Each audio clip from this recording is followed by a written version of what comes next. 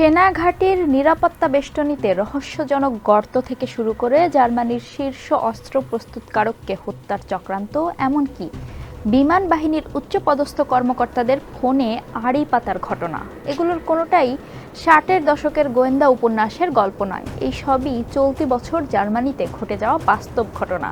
এ সমস্ত ঘটনার জন্য মস্কোকে নিশ্চিতভাবে দায়ী করা না গেলেও কিয়েভের প্রতি বার্লিনের অটুট সামরিক সমর্থনের কারণে সম্ভাব্য রুশ নাশকতা ঠেকাতে জার্মানি উচ্চ সতর্কতায় রয়েছে।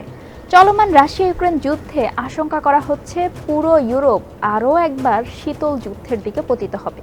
যদি তাই হয়, ইউরোপের সবচেয়ে বড় অর্থনীতির দেশ জার্মানিতে এর প্রভাব কী হবে তা বলা মুশকিল, কারণ আগেরবার শীতল যুদ্ধের ফলে বিভক্ত হয়ে পড়েছিল এর আয়রন কার্টেন, যা পুঁজিবাদী ও কমিউনিস্ট দেশগুলোকে বিভক্ত করে দেয়।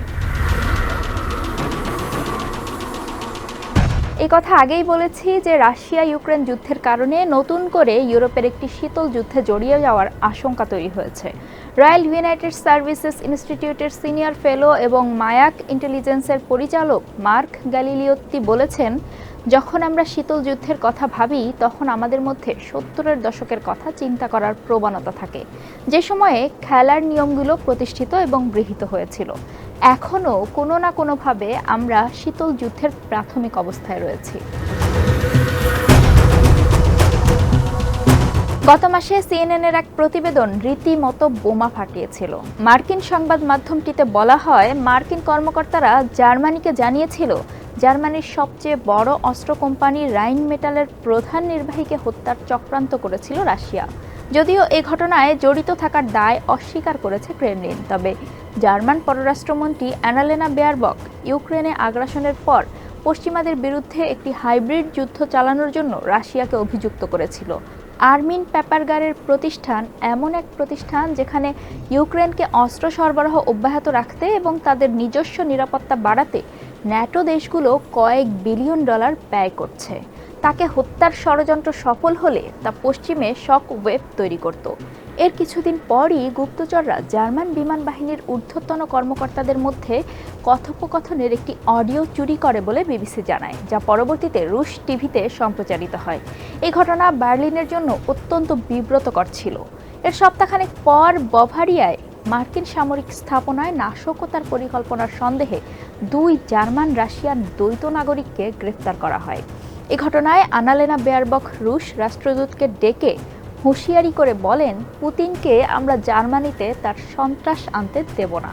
শুধু গত সপ্তাহে উত্তর রাইন ওয়েস্টফালিয়ায় 2টি সামরিক ঘাঁটির পানি সরবরাহকারী লাইনে কাটা গর্ত পাওয়া যায়। ধারণা করা হচ্ছে কেউ পানি সরবরাহকে দূষিত করতে চাইছে। তখন অস্বাভাবিক পানির মানের জন্য কয়েক ঘন্টার জন্য কোলন 1-এ জার্মান বিমান বাহিনীর ঘাঁটি বন্ধ করে দেওয়া হয়েছিল।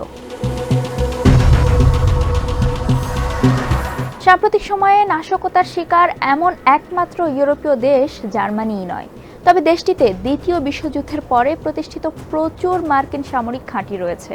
মার্ক গ্যালিলিওত্তি বিশ্বাস করেন, মস্কো জার্মানিকে একটি বৃহৎ কিন্তু দুর্বল শক্তি হিসেবে দেখে, যা এটিকে ইউরোপের জন্য আদর্শ চাপের পয়েন্ট করে তোলে। যে কারো মতে সাম্প্রতিক বছরগুলোতে জার্মানিকে প্রভাবিত করার জন্য পরিচিত নাশকতার সবচেয়ে বড় কাজটি ছিল 2022 সালে যখন রাশিয়া থেকে বাল্টিক সাগরের নিচে চলমান নর্ড স্ট্রিম গ্যাস পাইপগুলো উড়িয়ে দেওয়া হয়েছিল।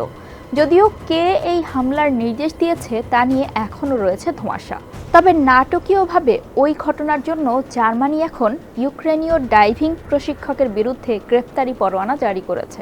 গত সপ্তাহে ওয়াল স্ট্রিট জার্নাল রিপোর্ট করেছে, অপারেশনটি ব্যক্তিগতভাবে অর্থায়ন করা হয়েছিল, কিন্তু তত্ত্বাবধান করা হয়েছিল ইউক্রেন থেকে। তবে কিয়েভ প্রতিবেদনটিকে ফালতু বলে প্রত্যাখ্যান করেছে। যখন সবার সন্দেহ ছিল প্রেসিডেন্ট পুতিন তার নিজের পাইপলাইন ধ্বংসের নির্দেশ দেবেন, তখন সবার অগোচরে নাশকতা চালিয়েছে ইউক্রেন। এর ফলে বোঝা যায় গুপ্তচর বৃত্তির ক্ষেত্রে বিশ্ব এক নোংরা খেলায় রূপ নিতে যাচ্ছে। স্বাভাবিকভাবেই এখন প্রশ্ন ওঠে, এখনকার নাশকতার জন্য দায়ী কে?